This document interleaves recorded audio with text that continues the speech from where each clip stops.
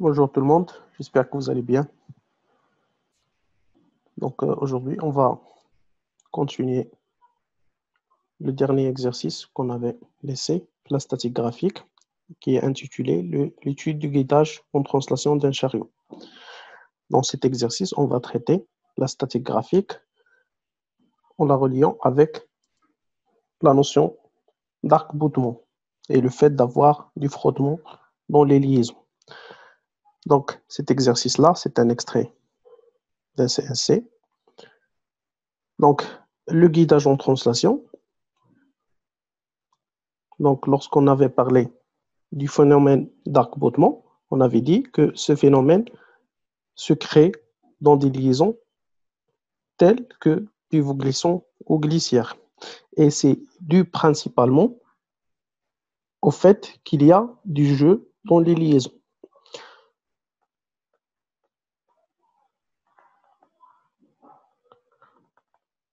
Donc, il est dû principalement au fait que lors de la fabrication des pièces et des solides, il y a des jeux entre les différentes pièces. Donc, lors de la fabrication d'une liaison, par exemple, pivot-glissant, une liaison glissière, on a du jeu, une distance qui se crée entre l'axe du premier solide et l'axe du deuxième solide. Donc, cette distance, il va créer ce phénomène d'arc-boutement. Et il est dû aussi au fait d'avoir le frottement les liaisons. C'est une chose normale, puisque le domaine réel, on doit obligatoirement prendre en considération le fait d'avoir du frottement dans les différentes liaisons. Donc, c'est rare d'avoir, très rare. Donc, c'est plutôt impossible d'avoir des solides qui sont en contact sans avoir du frottement. C'est pour cela qu'on utilise d'autres éléments technologiques.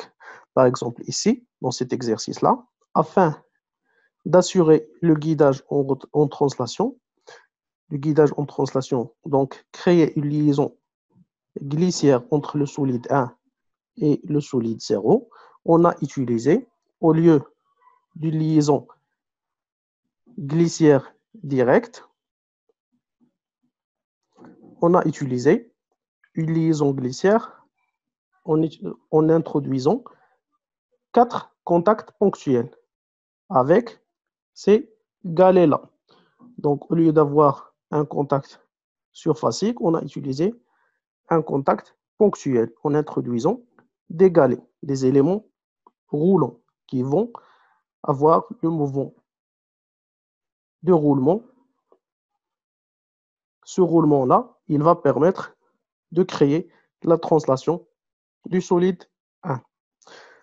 Donc, vous pouvez trouver ces éléments roulants si vous avez un exemple dans vos maisons, par exemple un tiroir, vous pouvez constater que dorénavant, on utilise ce genre de guidage. Il y a des roues qui permettent de faciliter la translation du tiroir par rapport au bureau ou au mobilier auquel il est fixé. Donc, on commence depuis le début. Le guidage en translation d'un chariot noté 1 du bras de robot sur le bâti 0 est réalisé en utilisant des galets, comme vous pouvez le voir la figure, pour éviter tout risque de coincement au niveau du guidage. On cherche à valider les dimensions de la structure du guidage. Dans un souci de simplification et vu la nature du chargement, on modélise le comportement du chariot par le schéma de la figure qui est tracé dans la suite. Les hypothèses pour traiter ce problème, tout d'abord, un problème et les plans afin de pouvoir utiliser la statique graphique. Le coefficient de frottement, donc on a la notion de frottement qui a été donnée et qui est égal à 0,15. Le poids du chariot et des galets ne sont pas pris en compte. Donc le poids, il est négligeable afin de simplifier l'étude. Le jeu est suffisamment, donc la cause principale de l'accouplement, elle est présente. Le jeu, on lui ajoute le frottement. Le jeu est suffisamment est suffisant pour considérer que seuls les galets 1 et 3 sont en contact ponctuel de normale respective MZ0 et NZ0 avec le bâti. On a aussi un V1 qui exerce une force motrice sur le chariot 1 au point K. Le système qu'on va étudier, ou le système isolé, c'est l'ensemble du chariot plus les 4 galets. Les constructions graphiques vont être faites sur ce document-là. Tout d'abord, la première question, en se plaçant à la limite de glissement et à la lumière des lois de Coulomb, tracez en le justifiant les supports des actions mécaniques du bâti sur l'ensemble E, au point M et N. Donc, avant de procéder à la résolution de ce problème, donc, on va dresser le graphe de liaison ou le graphe des actions mécaniques, juste pour illustrer quel est l'impact de l'arc-boutement sur l'ensemble des liaisons existantes. Donc, on avait tout d'abord un solide qui est le solide 0. Il n'est pas en liaison directe avec le solide 1, mais il est avec des liaisons de contact ponctuel avec les différentes galets. Donc, on a le solide 0, le solide 1, et pour avoir ces liaisons-là, on a des galets. Donc, le galet 1, le galet 2, le galet 3 et le galet 4, et qui sont en liaison ponctuelle avec le 0. Donc, le galet 1, il est en liaison ponctuelle au point M et de normale Z0.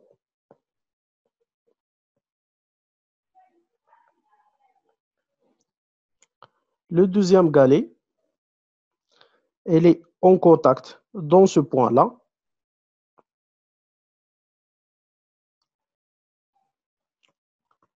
Donc, dans ce point-là, qui n'est pas nommé, et de normale, la même chose, Z0.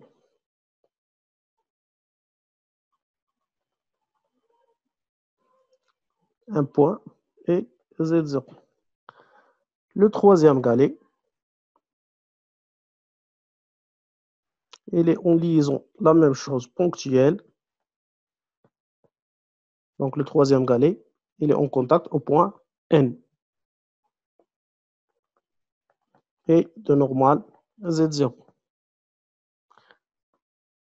La dernière liaison, c'est la liaison entre 0 et le galet 4, dans ce point-là, qui n'est pas aussi nommé, et de normale, suivant Z0. Donc, on prend la normale à ce plan de contact, qui peut être considéré comme celle-là ou dans ce sens.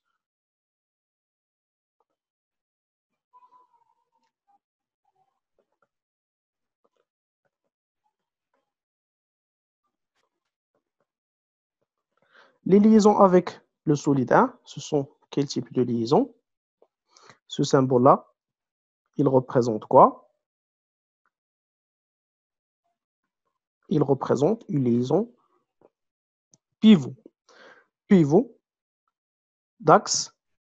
Donc, par exemple, dans le galet 2, c'est d'axe, le point qui n'est pas indiqué ici, et autour de,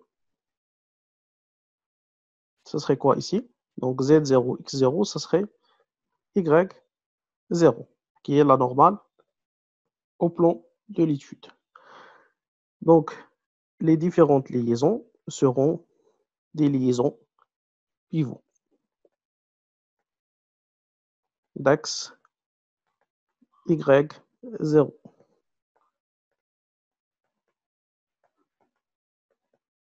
Donc, on ne cherche pas à indiquer ces points-là. Le traçage de ce graphe, c'est juste pour comprendre l'étude de ce système. Donc, ce système-là, après avoir ajouté la notion d'arc-boutement. Qu'en est-il passé des différentes liaisons? On a eu quoi? C'est le fait d'avoir un jeu dans le système. Il nous a permis de considérer que seuls les galets 1 et 3 sont en contact ponctuel de normale respective MZ0, N0. Donc, les autres liaisons ponctuelles, cette liaison-là et cette liaison-là, ne seront pas considérées. On aurait une rupture de contact. Donc, on aurait une distance ou un petit jeu qui va se créer entre le galet et le bâti. La même chose ici. Donc, il n'y aura pas de contact. Un petit jeu va s'intercaler entre le galet 4 et le bâti 0, qui va rompre la liaison ponctuelle.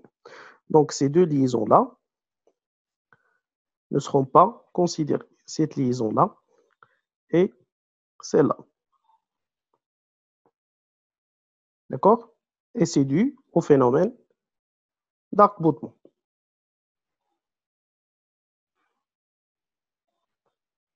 D'accord? Les autres liaisons ponctuelles restantes, donc les deux liaisons ponctuelles, celle-là et celle-là avec le galet 3, ils sont avec frottement. Ce ne sont pas des liaisons parfaites. Il y a du frottement. Donc, on va utiliser ce qu'on avait étudié le premier chapitre de la statique, la modélisation des actions mécaniques, et qu'on a nommé les lois de Coulomb, pour illustrer les différentes résultantes entre les solides. Donc,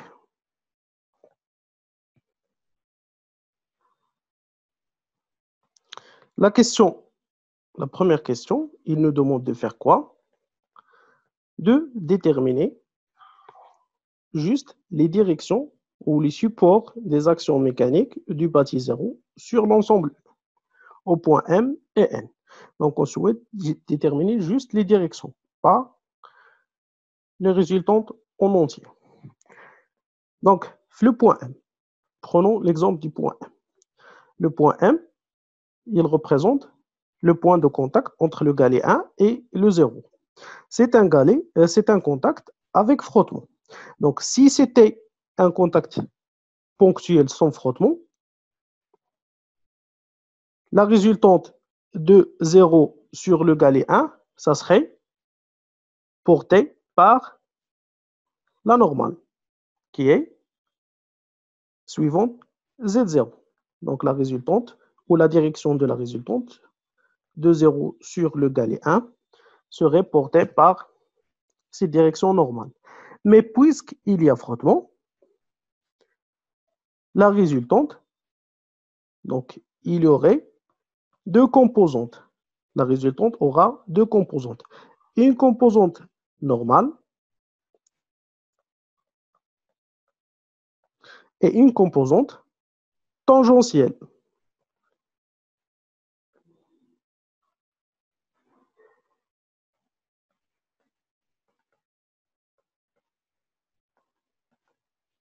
D'accord?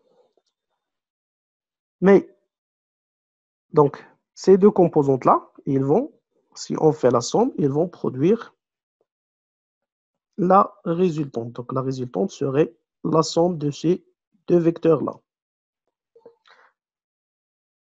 D'accord? Avec cet angle-là, c'est l'angle phi, qui est l'angle phi. Il a le lien avec le coefficient de frottement comme étant phi est égal au f, le coefficient de frottement est égal à tangente de phi. C'est bon? Mais la question qui se pose, donc, est-ce que T va être de ce côté-là ou de l'autre côté? D'accord? Déjà, le schéma qui a été tracé, le document réponse, représente déjà les directions qui sont inclinées d'un angle phi, afin de faciliter le traçage. Mais la question qui se pose, est-ce qu'on va choisir le sens à droite ou à gauche?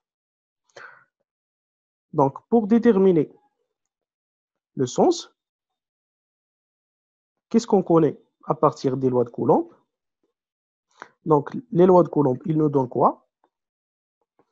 On va faire le rappel ici. Donc, les lois de Coulomb, ils nous donnent quoi? Ils nous donnent le cas de glissement. Ils nous donnent trois choses.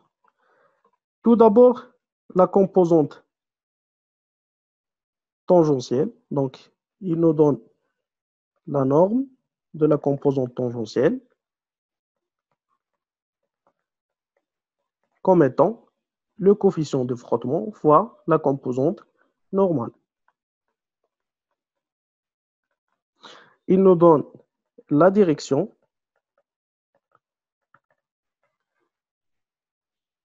comme étant quoi?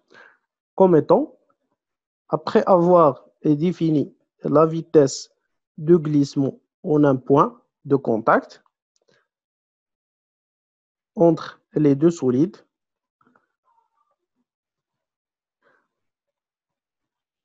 vectoriel la composante tangentielle, ça serait quoi? Ça serait le vecteur nul. Donc, cela veut dire que les deux vecteurs, ils sont collinéaires. La troisième chose donnée par les lois de Coulomb, c'est le sens. Elle est donnée par l'équation scalaire qui est obtenue à partir de la vitesse de glissement au point de contact entre les deux solides et qui dit que le produit scalaire entre la vitesse de glissement et la composante tangentielle égale plutôt inférieur à 0. D'accord? Donc, ce sont les trois relations obtenues à partir des lois de Coulomb, dans le cas de glissement. Donc, une chose dont je n'avais pas parlé la dernière fois, à propos des lois de Coulomb, lorsqu'on avait traité l'exercice de l'arc-bouton d'une façon analytique, donc c'est le fait d'utiliser les lois de Coulomb. Les lois de Coulomb, on les utilise dans la partie statique et dans la partie dynamique. La partie statique, donc il n'y a pas de mouvement entre les deux solides. Il n'y a pas de mouvement. Donc, on va parler soit de la notion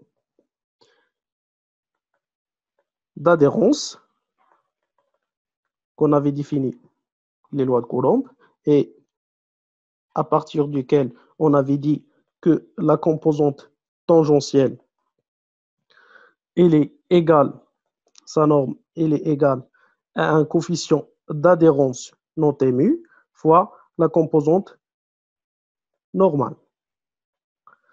Avec mu, il est inférieur à f. F, c'est le coefficient de frottement. Et on appelle ça coefficient d'adhérence. D'accord? Donc, le cas de statique, on va traiter ces deux cas. Le cas d'adhérence, donc il nous donne juste une seule équation qui donne la valeur de la composante ou la norme de la composante tangentielle en fonction du coefficient d'adhérence, mais pas d'indication sur le sens ou la direction.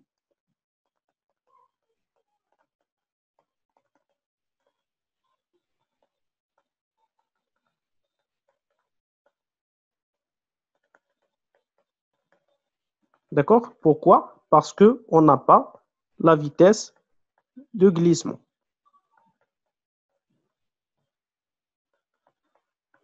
Donc, on n'a pas cette notion de vitesse de glissement. Il y a adhérence. Donc, les deux solides, ils sont immobiles l'un par rapport à l'autre. Le deuxième cas, la statique, je parle toujours de la statique. Les deux solides sont l'un par rapport à l'autre au repos. Le deuxième cas, c'est le cas extrémal. Les deux solides, ils sont au repos, mais on travaille où on traite ce qu'on appelle la limite de glissement. D'accord? Donc, la statique, on ne parle pas de glissement, mais juste la limite. Et le cas maximal que peut y avoir l'action d'un solide par rapport à l'autre. Donc, cette limite de glissement, c'est le fait d'avoir les deux solides à un instant donc inférieur d'une valeur très petite et pour lequel les deux solides, ils vont y avoir un mouvement entre les deux. Donc, il va y avoir un mouvement. Il va y avoir la vitesse de glissement qui va se créer dans ce point de contact. D'accord? Alors que le cas de dynamique, on va parler donc d'une façon libre de la notion de glissement. D'accord? Et on va utiliser les mêmes lois. D'accord? Juste la nomination. Le cas de statique, on parle de limite de glissement. D'accord? Si tu limites, donc on n'a pas arrivé à cette limite, mais on traite les choses dans ce cas. Et le cas dynamique, on va utiliser la notion de glissement libre, d'une façon libre, avec les trois équations déduites des lois de Coulomb. D'accord? Donc, juste pour parler de ce terme-là que vous allez trouver les cas de statique. Donc, la première question, vous voyez qu'on a utilisé ce terme-là. Si vous revenez les exercices qu'on avait traités la dernière fois, vous allez trouver le même terme, limite de glissement. C'est bon? On continue la question. La question nous demande de déterminer les directions. Donc, ce qui reste, la question, c'est de déterminer le sens. Est-ce qu'on va partir à partir de ce sens ou de l'autre? On va utiliser quelle équation pour répondre? Donc, cette équation, on l'a déjà utilisée. Il nous a donné la direction. Donc, la direction, elle est connue. Il va être il va être la droite portée par x0. D'accord? La dernière qui dit ou qui donne le sens, on va l'utiliser.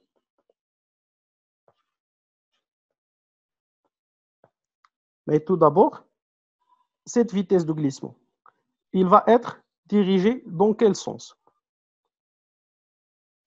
Pour répondre à ça, donc on revient l'énoncé.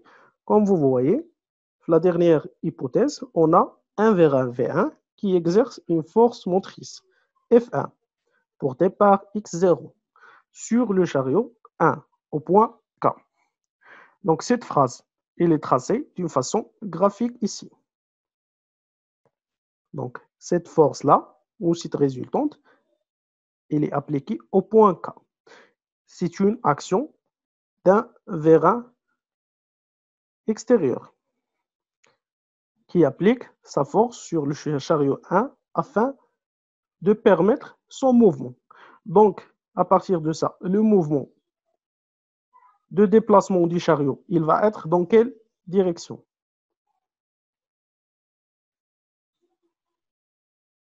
Donc, le chariot, il va se déplacer, il va faire une translation suivant plus x0. Donc, le solide 1, il va se déplacer dans le sens positif. Donc, si on calcule la vitesse de glissement, on va trouver que cette vitesse-là,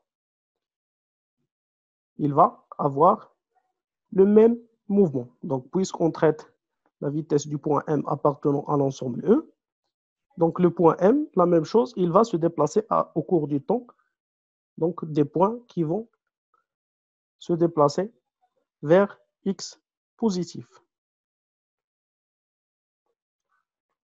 Donc, d'après ça, la vitesse du point M appartenant à G1 ou à l'ensemble E par rapport à 0, il serait suivant x0 parce que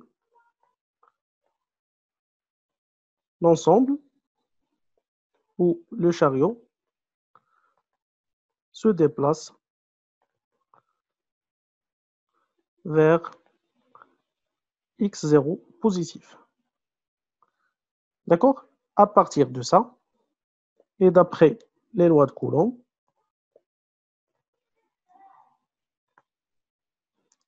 la composante tangentielle de l'action de 0 sur G1, il serait comment? Il serait porté par moins x0.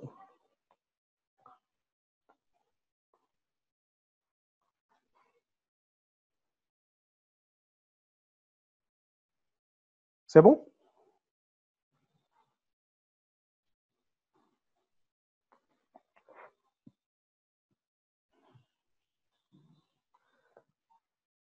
Donc, la direction qu'on aura dans ce point, ça va être la direction suivant moins x0. Donc, ça serait de ce côté-là. Donc, c'est la composante tangentielle. Et on a déjà la composante normale. Donc, la résultante, il va être portée par cette droite-là, qui représente un angle phi avec la normale.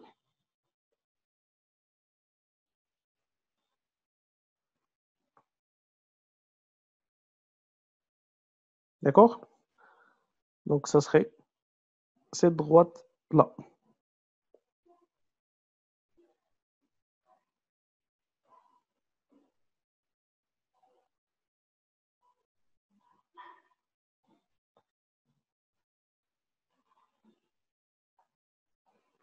Donc, ça représente la résultante de l'action de base 0 sur le galet 1 ou sur l'ensemble E, puisqu'on a fait l'isolement de l'ensemble E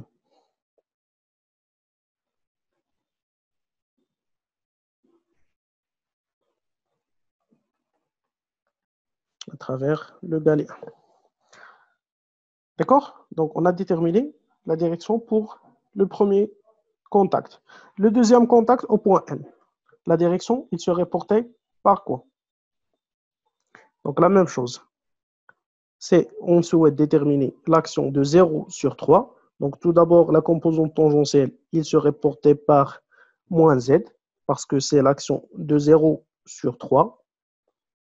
Pour la composante tangentielle, il va être soit dirigé vers ce sens, soit vers l'autre sens.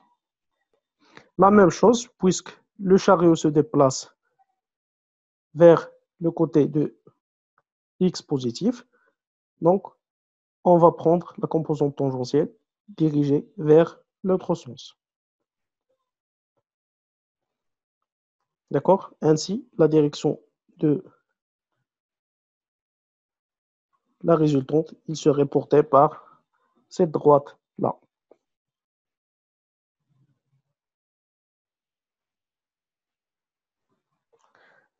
Donc, on va opter pour cette droite qui représente la direction de la résultante.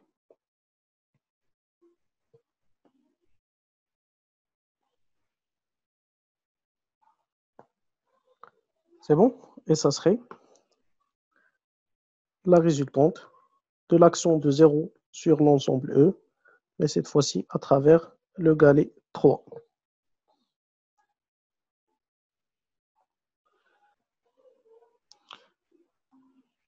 Donc la première question demande les directions. On a tracé ces directions-là. La deuxième question, déterminer graphiquement la position limite, L limite, qui permet, donc L limite, c'est la position du point K, qui assure l'équilibre strict ou limite de l'ensemble E. Donc l'ensemble E, il est soumis à quoi? Donc on revient vers le graphe de liaison. Juste, on avait oublié un terme ici, une composante, c'est l'action extérieure appliquée par F ou par le vérin sur le solide 1. D'accord? Il n'y a pas donc d'action extérieure appliquée par le pesanteur. L'ensemble E, c'est quelle ça représente quoi? Ça représente le solide 1 plus les 4 galets. D'accord? On avait dit que ces liaisons-là, ils seront rompus, ne seront pas considérés. Donc, ces liaisons-là, ils ne sont pas considérés. D'accord? Qu'est-ce qui reste? Il reste que ce solide-là, il est soumis à une première action mécanique, une deuxième action mécanique exercée par le solide 0, une troisième action mécanique exercée par le solide 0. Donc, cet ensemble E, il est soumis à quoi? Il est soumis à 3 actions mécaniques. Et d'après ce qu'on avait étudié, la statique graphique, un solide soumis à 3 actions mécaniques, il est en équilibre. Dans quel cas?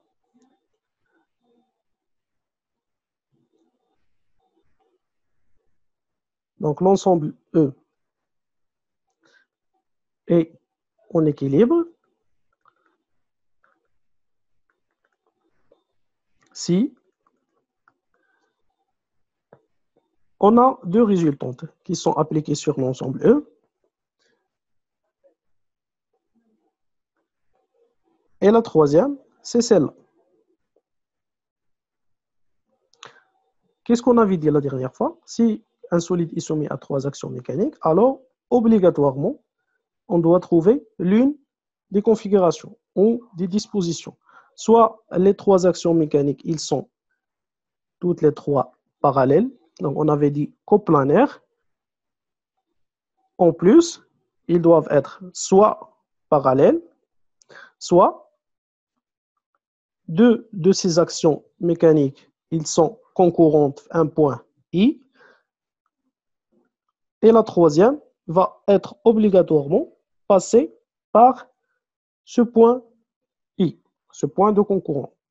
Donc, les 3 actions, ils doivent avoir une intersection le même point. Donc, d'après ce qu'on a trouvé ici, deux de ces actions, la première et la deuxième, ils ont une intersection, un point ici.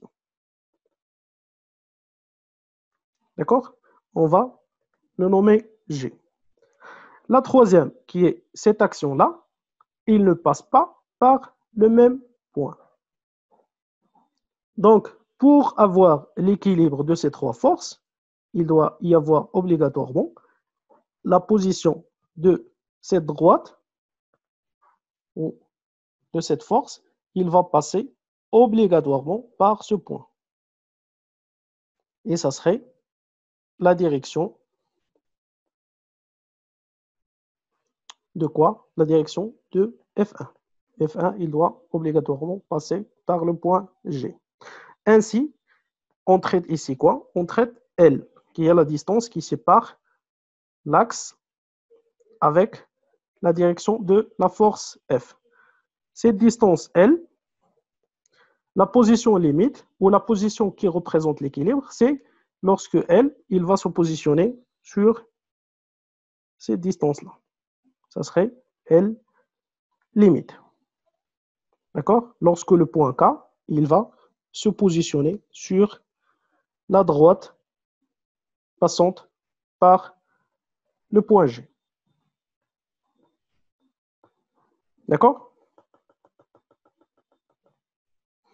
Donc, le solide E est en équilibre si l'action de la résultante de 0 sur le galet 1 et la résultante de 0 sur le galet 3 et F, toutes les 3, ils ont quoi?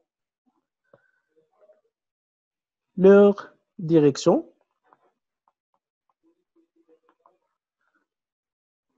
passe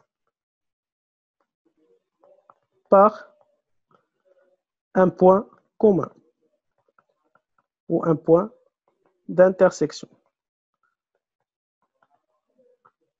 unique. D'accord? À partir de ça, donc la distance L limite serait définie à partir du point de ce point G. D'accord? Donc, d'après la question, on va déterminer graphiquement la position et limite du point K qui assure cet équilibre-là. Donc, L limite, ça serait cette distance-là. On va la déterminer graphiquement. Donc, on doit mesurer cette distance.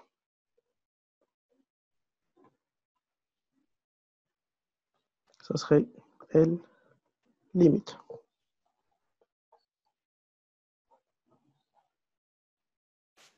C'est bon?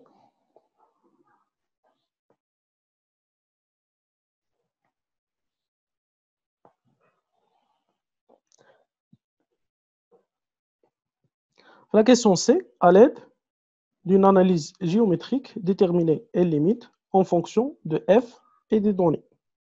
Donc, on doit déterminer cette distance L limite en fonction de F et des autres données. Quel est le lien qui relie L limite avec F?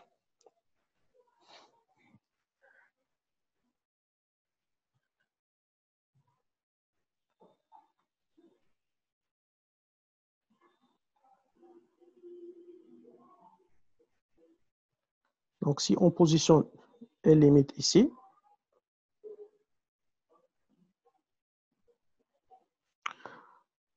quel est le lien entre L limite et F? Donc, vous pouvez voir que F, il a le lien avec cet angle-là. F est égal à tangente de cet angle-là. La même chose ici, F est égal aux tangentes de cet angle. Donc, pour trouver le lien, on va juste exprimer le tangente en fonction de L limite. Donc, si on prend le premier triangle, passons par le point M, un point qu'on va ajouter noté O, et le point G. Donc, à partir de ce triangle, la tangente de phi, qui est la tangente de cet angle-là, ou la tangente de cet angle-là, ça va nous donner quoi? Tangente phi, ça serait la distance OM sur OG. Avec la distance OG, la distance entre les points O et G, ça serait quoi? Donc cette distance-là, ça serait cette distance qui est E sur 2 plus L limite. Donc, le triangle OMG, il va nous donner que tangente de phi égale à la distance OM sur la distance L limite plus E sur 2. D'accord? Si on prend le deuxième triangle, construit à partir du point N, à partir d'un point O' et à partir de G. Cet angle-là, c'est l'angle phi. Donc, tangente phi, il va être égal à quoi? Il va être égal à la distance N O'.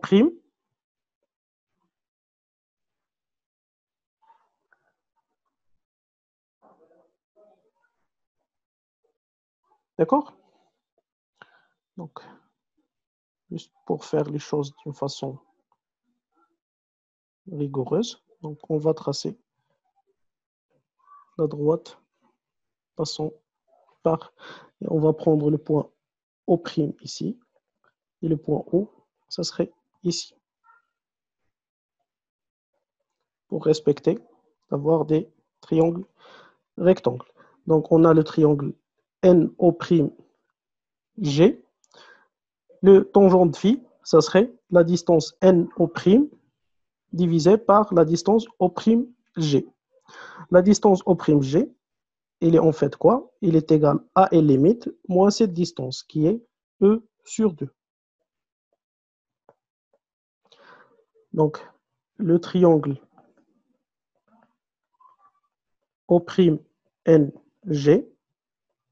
il va nous donner que tangente de phi, il est égal à O'N sur la distance L limite moins E sur 2. On a de plus quoi? On a une relation qui relie OM et O'N.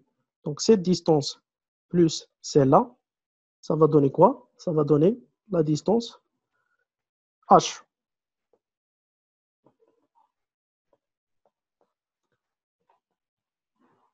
Donc, on a l'égalité entre la première équation et la deuxième. Donc, le 1 égale à 2, ça va donner OM fois, on peut utiliser directement la somme de 1 plus 2. D'accord?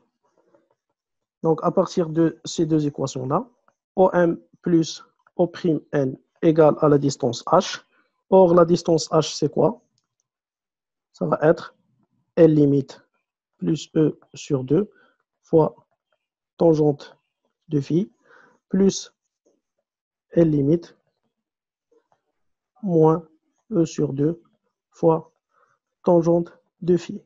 Tout ceci égale à la distance H. On connaît aussi que tangente phi, il est noté petit f. Donc, on va remplacer tangente phi par petit f. Et on va voir que plus E sur 2 moins E sur 2 va disparaître. Ça va laisser 2 fois L limite fois petit f est égal à H. Donc, L limite égale à H sur 2f.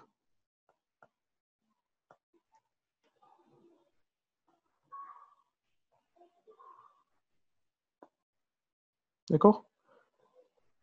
Pour la dernière question, donnez la condition sur la distance L qui va permettre d'éviter tout risque de coincement ou arc-bouton du chariot 1 par rapport au bâti 0. Donc, on cherche dans cette question quoi? On cherche à éviter le risque de coincement. Depuis le début, on traite quoi? On traite ce coincement-là. Donc, ce coincement qui est dû à un jeu, il nous a donné que les contacts sont juste avec les galets 1 et 3, qui sont des contacts ponctuels. Nous, maintenant, on souhaite, la dernière question, éviter ce risque de coincement. Donc, afin d'éviter ce risque de coincement, la distance L, qui est la distance qui sépare la résultante F à l'axe ou à la droite, passant par le milieu du bâti. Donc, cette distance L, quelle est la condition afin d'éviter l'arc-bouton? Éviter l'arc-bouton, éviter ce coincement, il va résulter à éviter cet équilibre nommé la question B. D'accord? Donc, quand est-ce qu'on va avoir un équilibre et quand est-ce qu'on ne va plus avoir cet équilibre-là? Donc, si on positionne F à une distance supérieure ou égale à G, par exemple ici, d'accord? Si F est positionné à une distance supérieure à la distance L limite, on va voir quoi? Est-ce que ces droites-là, donc je parle de la direction des résultantes, est-ce qu'ils peuvent y avoir un point d'intersection inférieur à G? Donc, est-ce qu'on peut avoir un point d'intersection ici? Donc, si c'est le cas, ça va représenter un cas d'équilibre. Et nous, on souhaite éviter l'équilibre afin d'éviter l'arc-boutement afin d'éviter le coincement. Donc cet équilibre n'est pas souhaitable. Il va créer un coincement du premier solide par rapport à 0. D'accord? Nous, on souhaite éviter ce coincement. Donc si on prend le point G' en dessous de G, est-ce qu'on peut avoir ce cas? Donc dans ce cas, les deux directions des résultantes, donc la première direction, il va passer obligatoirement par ce point.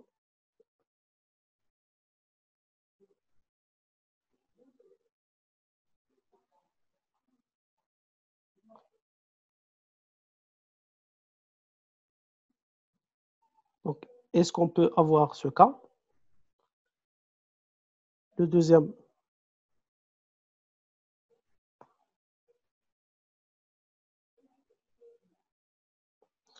c'est il va passer par le point N et ce point de contact. Donc, est-ce qu'on peut avoir ce cas? Est-ce qu'il est autorisé ou non? En fait, il est autorisé. Pourquoi? Parce que lorsqu'on avait traité le cas des lois de Coulomb, on avait dit que le contact entre deux solides, par exemple ici le galet 1 avec le 0, il peut y avoir lieu. Donc le cas maximal, c'est le cas d'adhérence. La résultante, il va être porté par un vecteur incliné par un angle phi. Le cas, donc c'est le cas de glissement. Pour le cas d'adhérence, la résultante, il va être porté par un angle θ qui est inférieur à phi. D'accord? Mais, d'après les lois de Coulomb, on ne peut jamais avoir une résultante qui va être portée par un angle qui est supérieur à phi. D'accord? Le cas le plus extrémiste ou le cas limite, le cas maximal, c'est le cas du glissement. Le vecteur résultant, il va être porté par un vecteur incliné par phi, par l'angle phi. Mais jamais dépasser cet angle-là, jamais dépasser cette zone délimitée par phi. D'accord? On ne va jamais dépasser donc n'importe quel vecteur, que ce soit dans le cas d'adhérence ou le cas de glissement ou de limite de glissement, on ne va jamais dépasser la zone, cette zone qui est limitée par phi. D'accord? Donc, cette position-là, il n'est pas autorisé. On ne peut pas avoir ce cas. D'accord?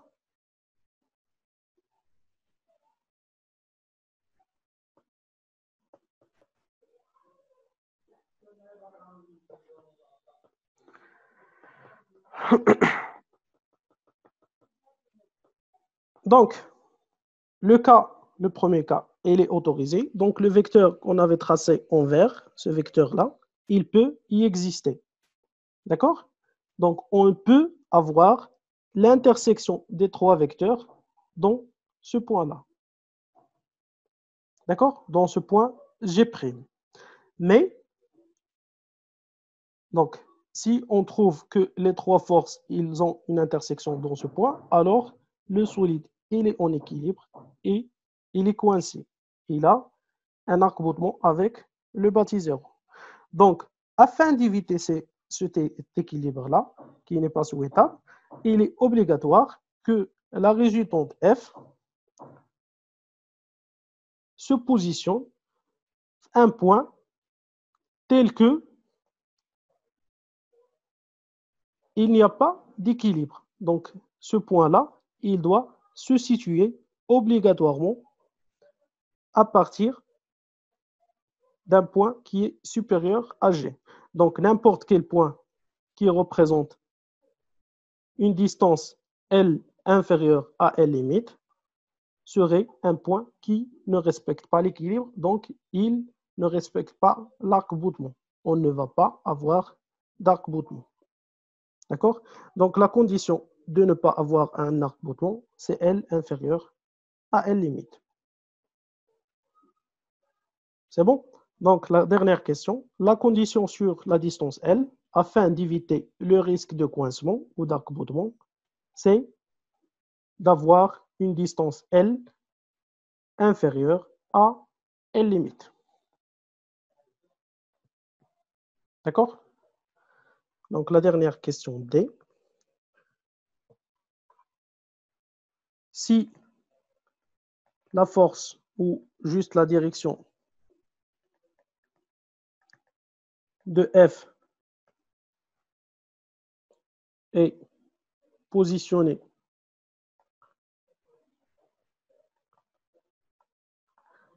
à une distance L qui est supérieure à L limite, on peut avoir un point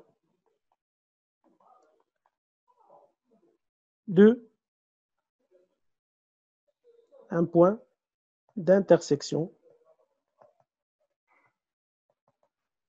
entre les trois forces. Ces trois forces-là sont F, la résultante de 0 sur le galet 1 et la résultante de 0 sur le galet 3. D'accord? D'où l'équilibre. Ainsi, l'arc-bouton.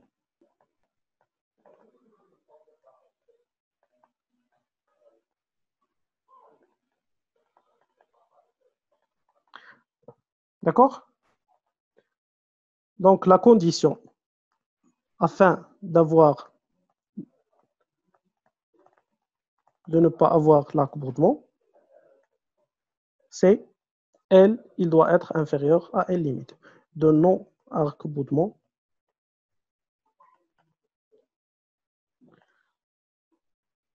et que L, il doit être inférieur à L limite. Donc L, il doit être inférieur. L limite, on l'avait calculé d'après la question précédente, et qui est H sur 2F. C'est la condition de non-arc-boutement.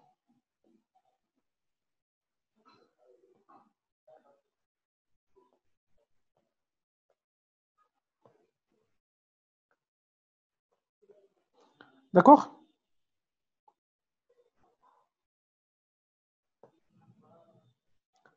C'est bon? Y a-t-il une question à propos de ça?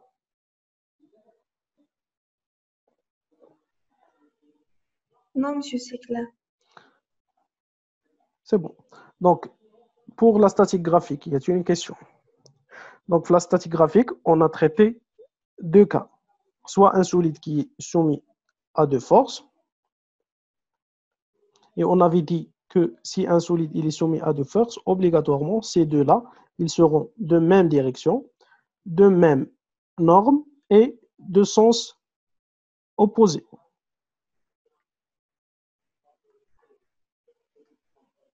D'accord? On avait traité aussi le cas d'un solide qui est soumis à trois forces.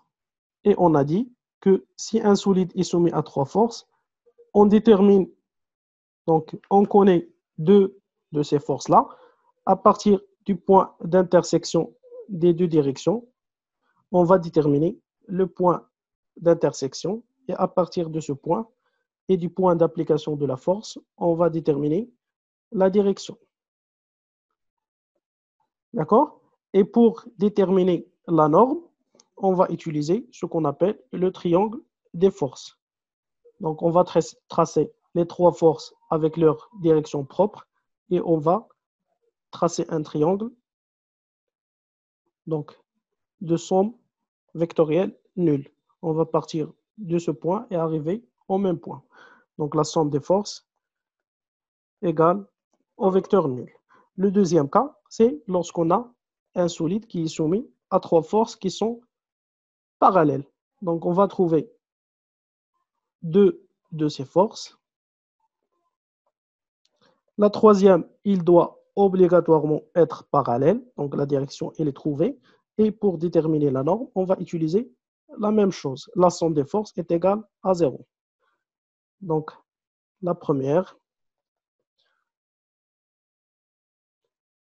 la deuxième et la troisième serait de telle sorte que la somme égale à 0. D'accord? Donc, ce sont les deux cas ou les trois cas possibles de la statique graphique.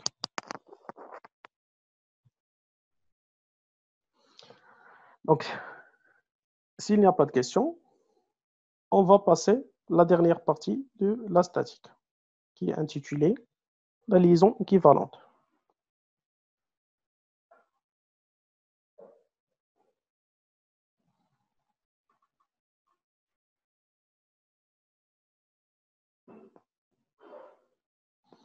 Dans cette partie, donc une partie assez courte, dans laquelle on va essayer de déterminer des liaisons équivalentes. Liaisons équivalentes, par exemple, dans l'exercice qu'on vient de traiter, on a trouvé que le solide 0, qui est le bâti, et le solide 1, ils sont reliés par quoi? Par les 4 galets.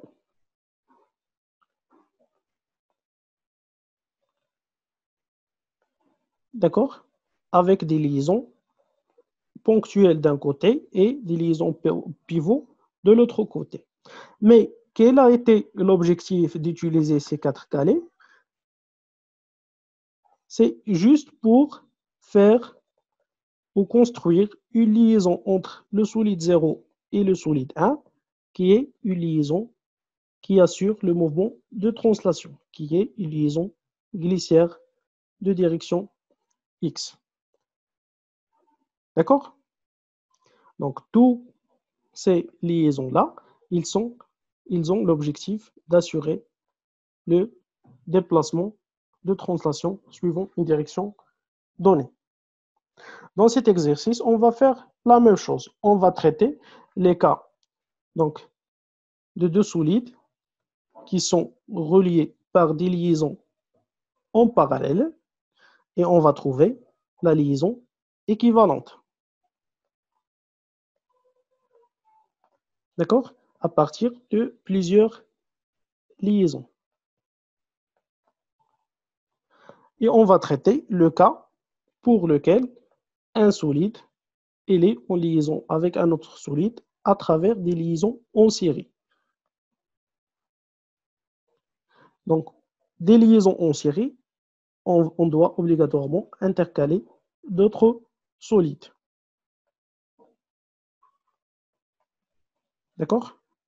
Donc, ce solide 0, ce solide n, on doit trouver la liaison équivalente de telle sorte à relier le 0 avec le n.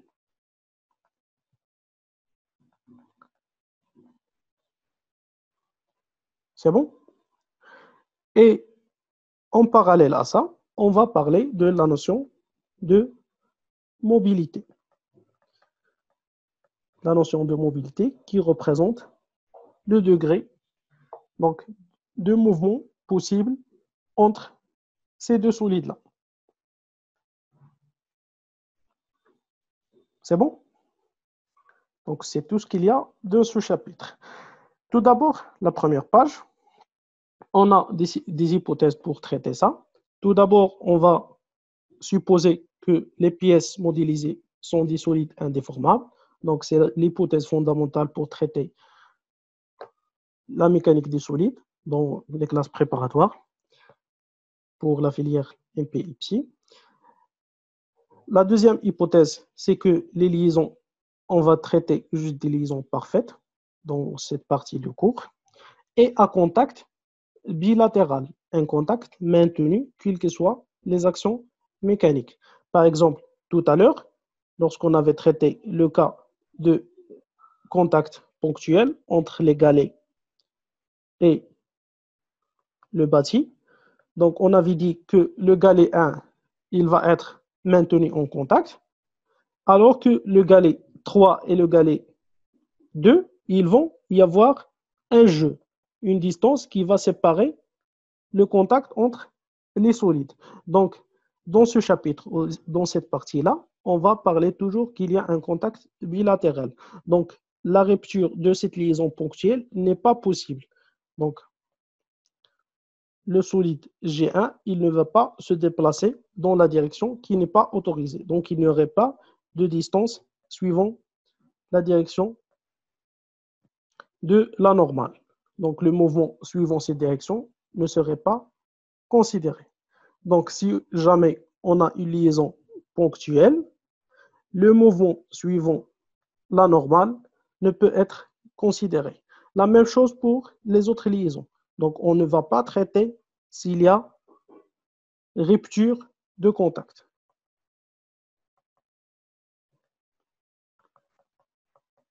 D'accord? Comme le cas de l'exercice précédent. La dernière hypothèse, c'est que toutes les masses sont négligées. Dans cette partie du cours, on ne va pas tenir compte des masses juste pour faire les choses d'une façon assez simple. Donc, tout d'abord, dans cette partie, on parle de la complémentarité ou la réciprocité. Donc, les deux torseurs statiques et cinématiques, ils sont réciproques. On a déjà parlé de ça. On avait dit que pour le torseur statique, qui est composé d'une résultante et d'un moment, si on dresse ce torseur sous forme matricielle, on peut le dresser de cette façon, avec ce torseur-là écrit dans un point donné et dans une base donnée, dans une base X, Y, Z. Si on prend le torseur cinématique, la même chose, il est constitué d'une rotation et d'une translation d'un point. D'une façon matricielle, ça serait représenté par des colonnes et dans une base donnée. Pour définir la notion de liaison parfaite, cette liaison parfaite, ou cette notion-là, c'est le cas lorsqu'on a des liaisons qui ne contiennent pas de frottement. Dans ces liaisons-là, on aurait toujours la complémentarité entre les deux torseurs. Qu'est-ce que cela veut dire? Qu'on aurait le comoment ou le produit du torseur statique fois le torseur cinématique, il va être égal à 0. D'accord? Le comoment de deux torseurs, pour le représenter, on fait quoi? Ou le calculer? Ça serait quoi? Ça serait le produit de la première colonne fois la deuxième, plus le produit de la deuxième colonne fois la première, ça va être égal à 0. À partir de ça, et des composantes des deux torseurs, on va trouver cette équation-là, une équation scalaire. Une équation scalaire qui est égale à 0. Égale à 0, n'importe quel que soit t. Donc, on a déjà parlé de la cinématique et on avait déjà dit que la rotation et la vitesse, ils dépendent, ce sont des fonctions de t. Ils dépendent du temps. Donc, cette équation-là, qui est égale à 0, elle est toujours vérifiée quel que soit le temps. Donc, chacun de ces termes-là, il va être nul. D'accord? Chacun des termes égale à 0. Donc, si on prend le premier, égal à 0, donc obligatoirement, Li, ça va être égal à 0, ou alpha I est égal à 0. Mi, ça va être égal à 0, ou bêta I égale à 0, avec une relation entre les deux de E. Ainsi de suite, Ni est égal à 0, ou gamma I égale à 0, Xi égale à 0, ou Ui égale à 0, Yi égale à 0, ou Vi égale à 0. La dernière, Zi égale à 0, ou Wi égale à 0. D'accord? À partir de ça, on va dire et on va parler qu'il y aurait toujours complémentarité entre les deux torseurs. Si on prend le premier torseur, le torseur statique, et le deuxième torseur qui est le torseur cinématique, donc si une composante est nulle dans ce torseur cinématique, ça va résulter que la composante qui la correspond le deuxième torseur serait différente de 0. Donc UI, il est différent de 0. Et si, excuse,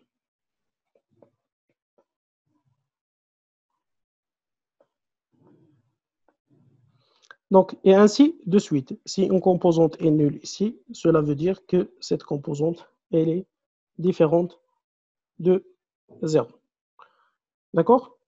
On en a déjà parlé de ça lorsqu'on a défini le torseur cinématique. Et on avait dit que les deux torseurs sont complémentaires ou réciproques. Donc, juste une remarque, la notation de T, on note le torseur statique, soit T, soit S. D'accord?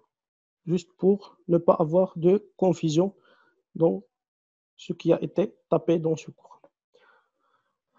Vous avez un exemple, donc l'exemple d'une liaison pivot. On avait dit pour une liaison pivot d'axe OX que le torseur cinématique, il va contenir une seule composante qui représente la rotation. Donc alpha I, qui est porté par le vecteur X, il va représenter la rotation, la composante de rotation dans cette liaison pivot. D'accord? Ceci dans un point qui appartient à l'axe. Pour le torseur statique, on peut le déduire directement. Donc la composante alpha I, il va nous donner le 0. Les autres composantes, ils seront différentes de 0. On va parler de la notion d'un nombre d'inconnus statiques et de nombre d'inconnus cinématiques. Donc, comme vous voyez, le torseur cinématique, on a juste une seule composante. Donc, le nombre d'inconnus cinématiques, ça va être égal à 1.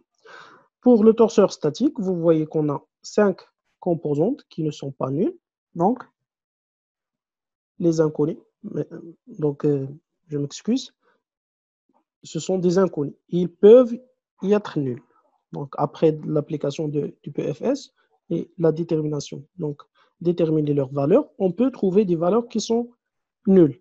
Mais au départ, pour une liaison pivot, n'importe quelle liaison pivot, on aurait à avoir 5 inconnus qu'on cherche. Donc, au total, le nombre d'inconnus, ça serait 5 pour une liaison pivot. Et on aurait toujours la relation qui dit que le nombre d'inconnus plus le nombre d'inconnus cinématiques plus le nombre d'inconnus statiques dans une liaison I égale à 6. D'accord? Donc, on en a déjà parlé de ça. On commence la liaison équivalente. Donc, une liaison équivalente entre deux solides 1 et 2, à l'ensemble des liaisons situées entre les deux solides, c'est une liaison théorique qui aurait le même comportement. C'est-à-dire, il va transmettre la même ou les mêmes actions mécaniques et il va autoriser le même mouvement. D'accord? C'est une liaison qui va jouer le même rôle de toutes les liaisons qui sont entre les deux solides. On va noter tout d'abord le torseur statique, soit T, soit S, de la liaison équivalente entre les deux solides 1 et 2. Ça va être le torseur statique. Et on va noter le torseur cinématique de la liaison équivalente entre les deux solides 1 et 2. Et on va chercher à déterminer cette liaison à partir de ce torseur. Donc, si on trouve le torseur soit cinématique, soit statique, on a déterminé cette liaison. D'accord? Il reste juste à la nommer. Commençons par les liaisons qui sont en parallèle. Donc, prenons deux solides, S1 et S2, qui ont N liaisons entre eux en parallèle. Donc, et on cherche à déterminer la liaison équivalente qui va jouer le même rôle. Commençons tout d'abord par le torseur d'action mécanique. ou ce qu'on appelle la méthode statique. La méthode statique, on va tout d'abord noter T0, le torseur des actions mécaniques extérieures s'exerçant sur le solide S2.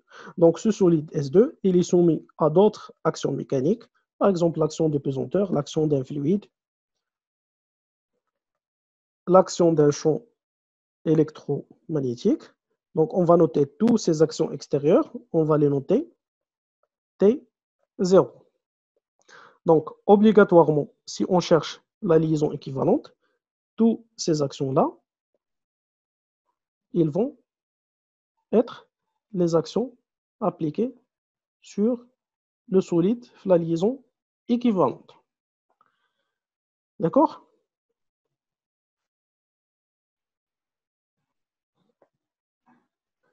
Donc, si on applique le PFS sur le solide S2 avec les N liaisons, dans le premier cas, on va écrire le torseur comme étant, on va écrire le principe fondamental comme étant quoi? Donc, on va isoler le solide S2. Le solide S2, il est soumis à quoi? Il est soumis tout d'abord aux actions extérieures notées T0, plus quoi? Plus le torseur de la liaison appliqué par le solide S1 sur le solide S2 à travers la liaison L1. D'accord?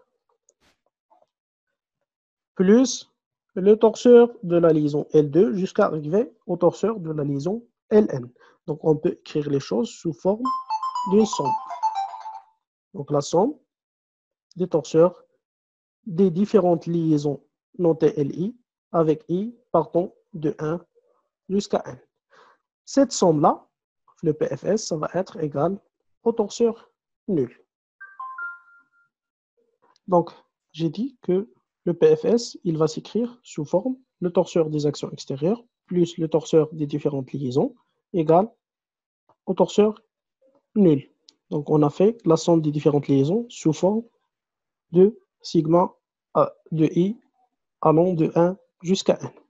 Si on applique le principe fondamental de la statique sur le solide 2 lorsqu'il est en liaison équivalente avec le solide 1, on va trouver que le torseur T0, qui représente les actions extérieures, plus,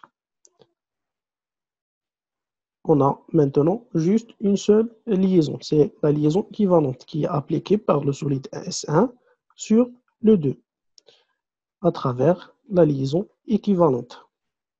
D'accord? On notait directement. On va le laisser comme ça.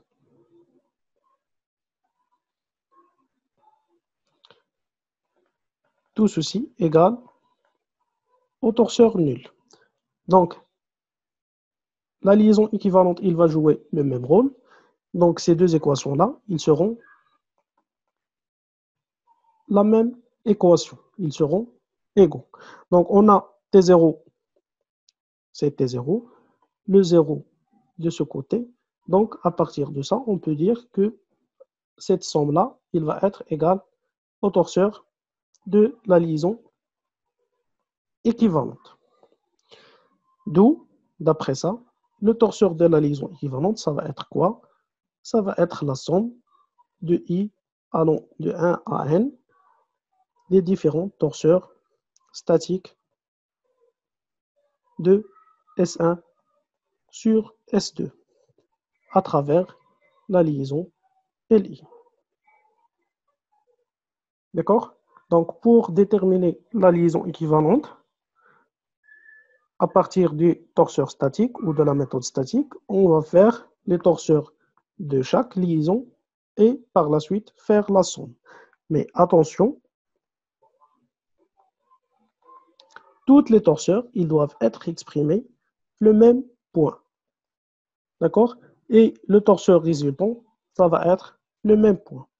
La même chose ici. Donc les torseurs, afin de faire la somme, toutes les torseurs doivent être exprimés le même point. D'accord? Donc tous les torseurs doivent être exprimés le même point.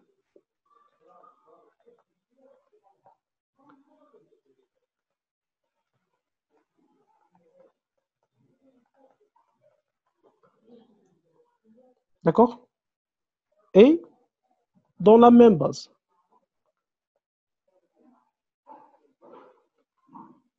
D'accord? Si on utilise la méthode, donc la notation matricielle, on doit exprimer le torseur de la même base.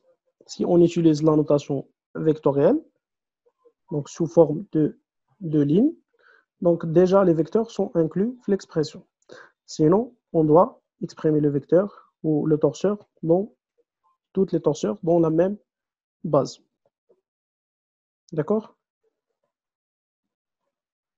Donc la même base ici, ça serait la même base ici. Ceci dit pour la méthode statique. La deuxième méthode, c'est la méthode cinématique. Donc on va déterminer la liaison équivalente à partir du torseur cinématique.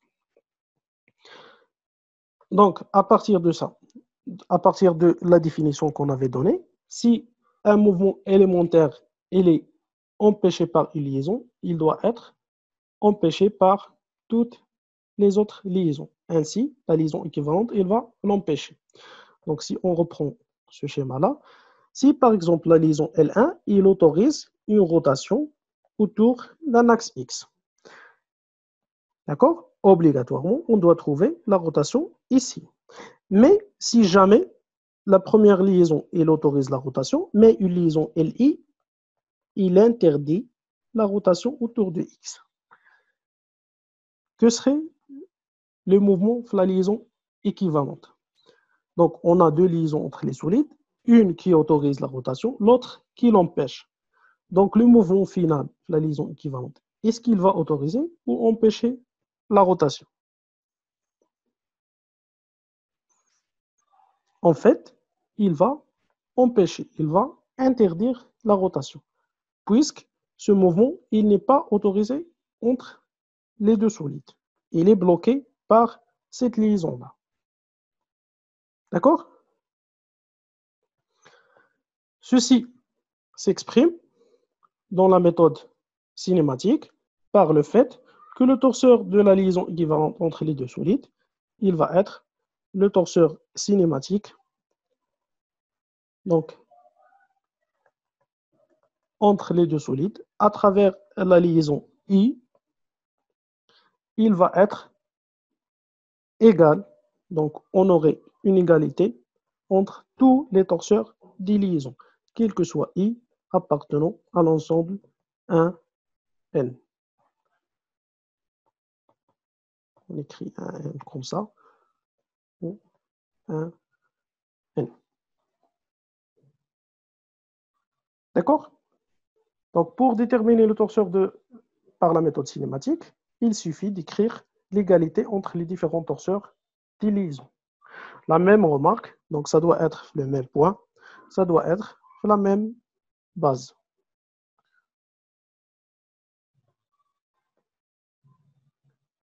C'est bon?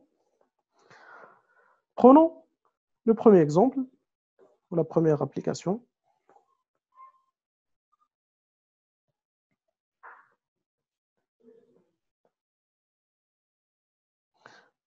Donc, le premier exemple, on souhaite, à partir de ce schéma cinématique, chercher le torseur de la liaison équivalente en utilisant la méthode cinématique, puis en utilisant la méthode statique.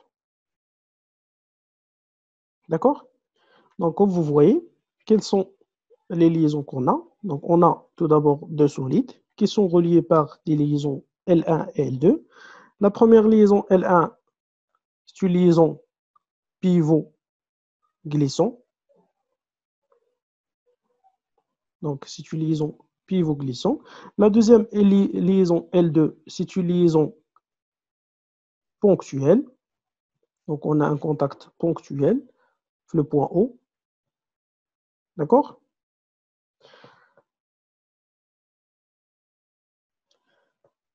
Donc, tout d'abord, commençons par le graphe de liaison. Juste pour expliquer les choses. Donc, on a entre le solide S0 qui représente le bâti et le solide S2. La première liaison, L1, c'est une liaison pivot glissant. D'accord? Cette liaison pivot glissant, elle est d'axe. Comme vous voyez ici, la liaison pivot glissant, il va passer par le point O et par quoi d'autre? Donc, en suivant le vecteur, donc ça va donner le vecteur X. L'axe de la liaison pivot glissant, ça va être OX. La deuxième liaison entre S0 et S2, c'est quoi? C'est une liaison ponctuelle. Si on dit ponctuelle, ça doit être de normal. Le normal, donc tout d'abord le point de contact qui appartient au plan, et le vecteur normal, c'est le vecteur X. On cherche à donner la liaison équivalente entre S0 et S1. Cette liaison équivalente, ça va être quoi? D'accord? Tout d'abord, en utilisant la méthode cinématique, en déterminant le torseur cinématique de la liaison équivalente. Ça consiste à écrire quoi? Ça consiste à écrire l'équation, cette équation-là, l'égalité entre toutes les torseurs des liaisons. Mais avant ça, déterminons le torseur de chaque liaison. Donc, la première liaison, L1, c'est une liaison pivot-glissant. Donc, le torseur cinématique de S2, je m'excuse, c'est S1.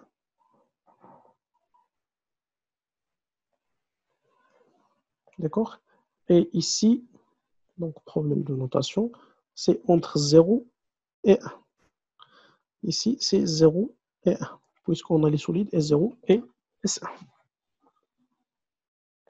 Donc, la première liaison, L1, c'est le torseur cinématique de cette liaison entre S1 et S0,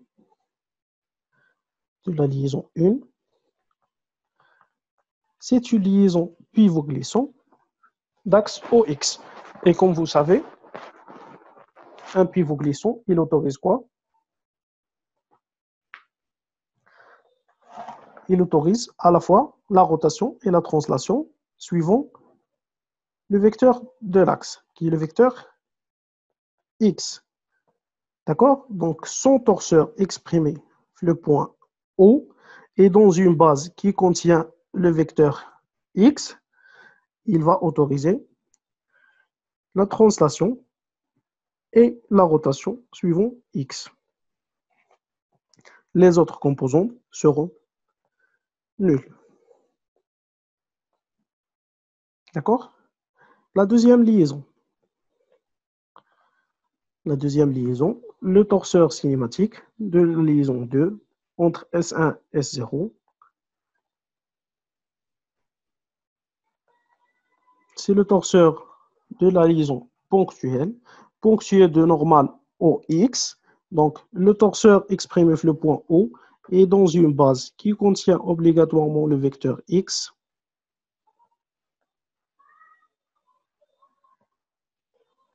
Ça doit être quoi? Liaison ponctuelle, il autorise à la fois 5 degrés de liberté, 5 mouvements possibles. Quel est le mouvement qui n'est pas possible? C'est la translation suivant X.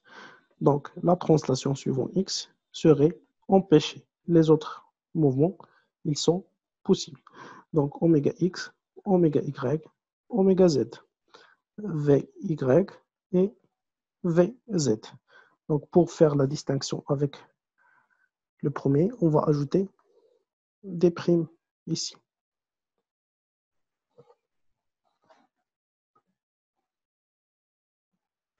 D'accord? La liaison équivalente,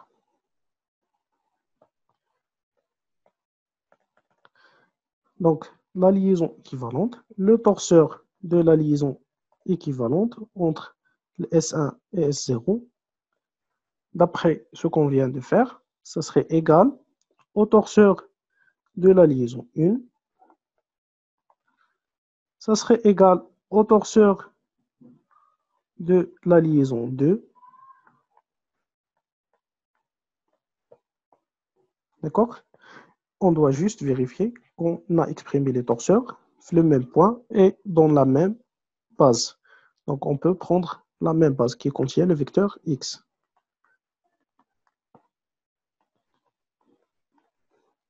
D'accord? Donc, puisque les torseurs sont exprimés sur la même base, on peut faire le travail. Ça consiste à dire que le premier torseur qui contient oméga x' et vx' d0, exprimé sur le point O et dans la base B, il est égal au deuxième torseur qui est la même chose exprimé sur le point O et dans la base B et qui contient oméga x, oméga y, oméga z, vy et vz et un 0. À partir de ça, on va dire quoi? Que le torseur de la liaison équivalente exprimé sur le point O et dans la base B, qui est la base x, y, z, il va être quoi? D'après cette égalité, vous pouvez voir ou constater que d'après cette égalité, Vx', il est égal à 0. Vous voyez que Vy, il est égal à 0. Oméga y, il est égal à 0. Vz est égal à 0. Oméga z est égal à 0.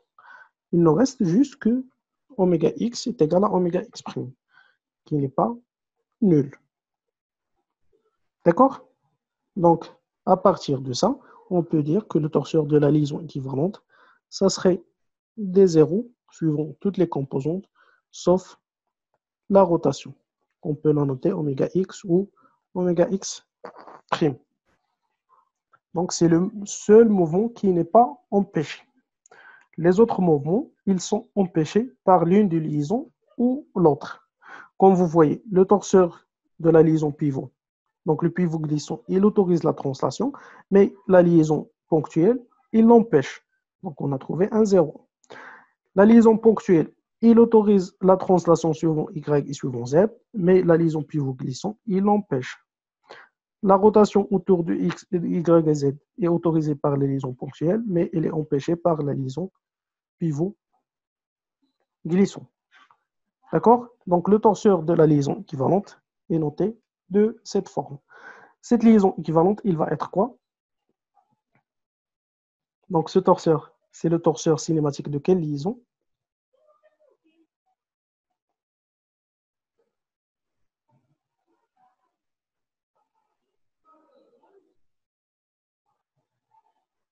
Oui. Donc, une liaison qui autorise juste la rotation. C'est une liaison pivot. Une liaison pivot d'axe O. La composante ici, il est suivant X. Donc, ça serait une liaison pivot d'axe OX. Donc, la liaison équivalente d'un pivot d'axe OX. D'accord?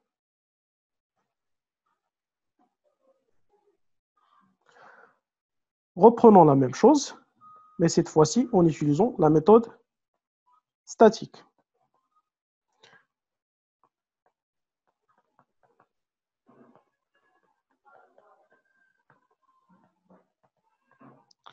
Donc, la méthode statique, la première liaison, qui est une liaison pivot-glissant, le torseur statique de cette liaison, donc de S0 sur S1, à travers la liaison L1,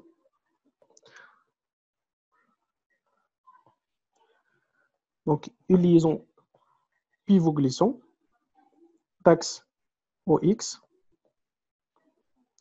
sont torseurs statiques, on peut donc les déterminer en analysant quels sont les mouvements empêchés, ou là directement à partir du torseur cinématique et d'après la complémentarité dont on a parlé le début et dans les torseurs statiques. Donc, d'après ce torseur cinématique, on peut dire directement que le torseur statique, il va contenir deux zéros suivant le vecteur x, et les autres composantes seront différentes de 0. On va les noter y1, z1, m1 et n1. Le point O. Donc le torseur statique, il s'exprime avec les mêmes caractéristiques du torseur cinématique. Donc la base, il doit contenir obligatoirement le vecteur x.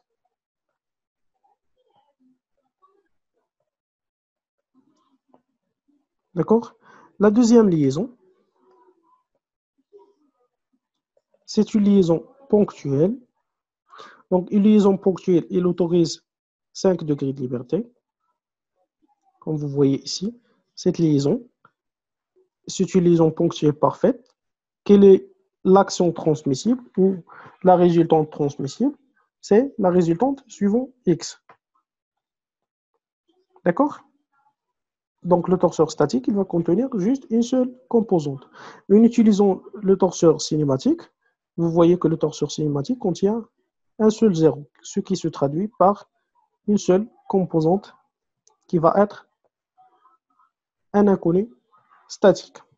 Donc, le torseur statique de la liaison équivalente de S0 sur S1 à travers la liaison 2, ça serait un torseur qui contient une seule composante qui est la résultante suivant x. On va la noter x2. Les autres composantes sont nulles. La même chose, le torseur, il va être exprimé avec le point O qui représente le point de contact pour cette liaison ponctuelle et il doit être exprimé. Donc x2, c'est la résultante, il est exprimé suivant la normale de contact qui est x. D'accord? Donc on peut prendre la même base pour les deux torseurs, x, y, z. La liaison équivalente, ça serait quoi? Donc d'après ce qu'on a fait, la liaison équivalente, en utilisant la méthode statique, ça serait la somme de toutes les torseurs statiques, à condition qu'ils doivent être exprimés le même point. Donc, ils sont exprimés le même point, et dans la même base, on peut faire la somme. Donc, le torseur statique de la liaison équivalente entre le 0 et le 1, ça va être quoi? Ça va être la somme du premier torseur, 0, 0, y1, z1, m1, n1, plus le deuxième torseur, x2 et des zéros. Les torseurs exprimés le même point et dans la même base. Le torseur de la liaison équivalente, ça serait directement x2, y1, z1, m1 et n1. Ce torseur est exprimé le point O et dans la base x, y, z. D'accord? C'est le torseur de quelle liaison? Donc, c'est le torseur d'une liaison qui n'autorise pas la rotation, puisqu'on n'a pas de composante de moment. Donc, c'est une liaison qui autorise la rotation autour de cette composante qui est la composante X. Donc, ça va être le torseur, la liaison équivalente. Donc, c'est un pivot d'axe OX. D'accord?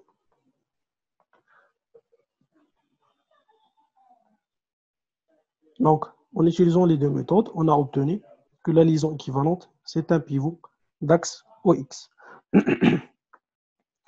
Donc, pour faire jouer avec, donc, utiliser les différentes méthodes pour déterminer les liaisons équivalentes, vous êtes censé, avant ça, de connaître, donc, par cœur les différents torseurs des liaisons, pour savoir les déterminer de votre manière. D'accord?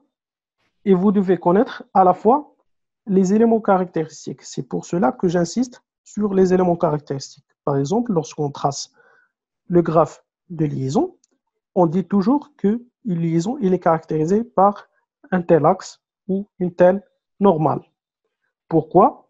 Donc, par exemple, l'axe de la liaison pivot-glisson, il nous a servi à donner le point d'expression et la base possible pour ce torseur. D'accord? Et on dit toujours qu'une liaison pivot ou pivot-glisson, on peut exprimer son torseur à n'importe quel point appartenant à l'axe. D'accord? Et on doit obligatoirement avoir le vecteur de l'axe sur la base. D'accord? Sinon, le torseur, il n'aura pas cette forme. D'accord? La même chose pour la liaison ponctuelle. Donc, une liaison ponctuelle et les deux normales, par exemple ici OX. Donc, le point qui doit figurer ici, ça doit être obligatoirement le point de contact. D'accord? Et obligatoirement la base, il doit contenir le vecteur normal. D'accord? Donc, à partir des éléments caractéristiques qu'on utilise le graphe de liaison, on les utilise le torseur pour représenter les torseurs. Donc, on a juste deux torseurs qui sont spéciaux et dont on avait parlé la modélisation, qui sont le torseur du liaison glissière et celui, donc, si vous vous rappelez bien, le torseur du liaison glissière entre deux solides S1 et S2, son torseur cinématique, et il s'exprime sous forme, donc il suffit de connaître la direction. Donc, cette translation, il va être portée par la direction. Donc, cette liaison, c'est une liaison glissière de direction X. C'est pour cela qu'on note juste la direction, pas de point. Pourquoi? Parce que le torseur de liaison glissière, on connaît qu'il est exprimé de la même façon, quel que soit le point. D'accord? Et il contient une seule composante qui va être portée par X et qui représente la translation. D'accord? Donc, toute base qui contient le vecteur X, ça serait une base compatible. Le deuxième vecteur qu'on peut exprimer à n'importe quel point, c'est le torseur ou le torseur des liaisons appui-plan. Donc, le torseur du liaison appui-plan entre deux solides, un solide S1 et un solide S2.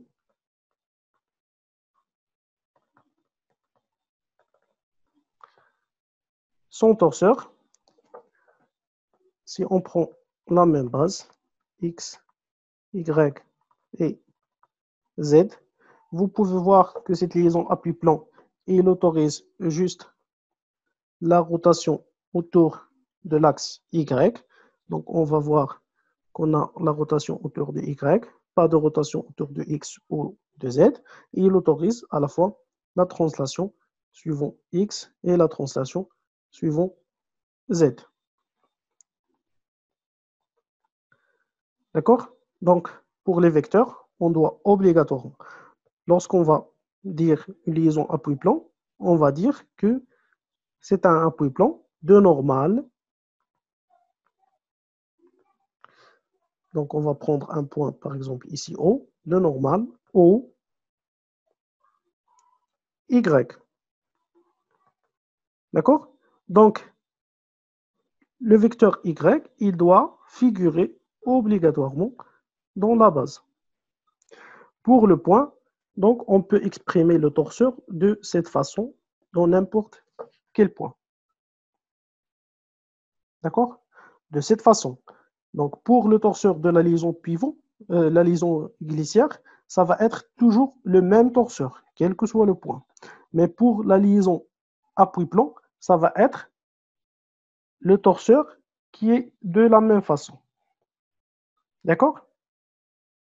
Il s'écrit de la même façon, quel que soit le point. D'accord? Alors que celui-ci, il va rester toujours constant, toujours le même. Pourquoi? Parce que si on calcule la vitesse dans un autre point, on va trouver que la vitesse un point quelconque, ça va être la vitesse un autre point, plus la résultante qui est la rotation vectorielle BA. Or, cette composante-là est nulle, donc quel que soit le point, la vitesse serait la même.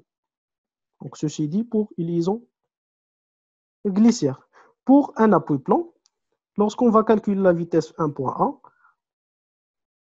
appartenant à S2 par rapport à S1, ça serait la vitesse 1 point B. Donc, supposons par exemple que ce point-là, c'est le point B,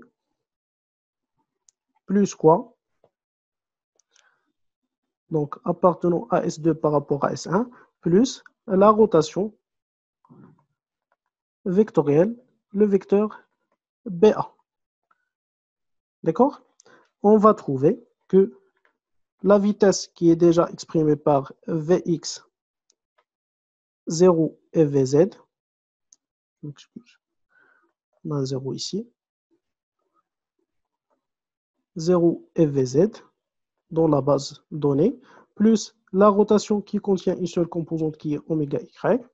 Donc, vectoriel, prenons n'importe quel vecteur BA qui a trois composantes A, B et C. Donc, le résultat, ça va être quoi? Ça va être Vx, Vz plutôt. D'accord? Et oméga y vectoriel, ces trois composantes-là, il ne va jamais donner une composante suivant y. Donc, suivant y, ça va être 0. Suivant x plus quelque chose, suivant z, ça va être plus quelque chose. Par exemple, ici, oméga y, c'est porté par x. Et moins a oméga y. Donc, comme vous voyez ici, on a obtenu un torseur qui ne contient pas de translation suivant y, mais deux autres composantes suivant x, suivant x et z. D'accord? On dit que le torseur, il va s'écrire toujours de la même façon, quel que soit le point. D'accord? Donc, on est censé connaître cette propriété-là. Donc, ce torseur de liaison appui-plan, il s'écrit de la même façon, quel que soit le point P. D'accord? Puisque ces composantes-là, ce sont des inconnus à rechercher ou à chercher plus tard. C'est bon? Donc, on va s'arrêter ici. Il nous reste donc la notion à définir, la notion de mobilité, et par la suite de parler de la liaison équivalente à une liaison en série.